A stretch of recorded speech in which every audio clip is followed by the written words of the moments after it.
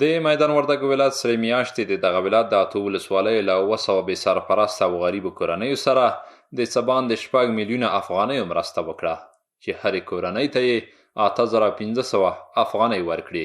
په میدان وردګو کې توزیع روانه ده. دا هغه توزیع ده چې د کونډو او بې بضاعتو غریبو خلکو لپاره کیږي. کونډانو لپاره موږ نن توزیع لرو چې د ټول ولایت لپاره 200 فامیله دی او د مرکز لپاره 140 فامیلو لپاره شی ورکوو او پیسې ورکوو او د هرې ولسوالۍ لپاره د 80 کونډو لپاره او د هغو بې بضاعته ښځو لپاره پیسې ورکوو. په دې کې هر یوې کونډې ته د افغاني سرې میاشتې ټولنې لخوا 8500 افغانۍ ورکول کیږي چې ټوټل 5 میلیونه 950,000 افغانۍ کیږي او دا هغه کونډو ته ورکول کیږي چې بې سرپرسته دي، بې بضاعته دي.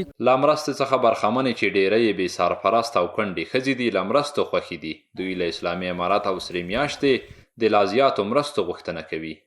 د سرې میاشتو نه ډېر مو خوشحاله یو.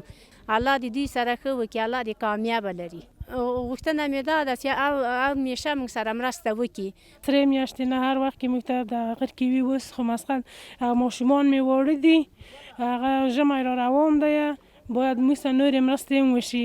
دو په هغه باندې موږ سرپرست کور نه لرو چې موږ کار مار زندگی را ته برابره کړو.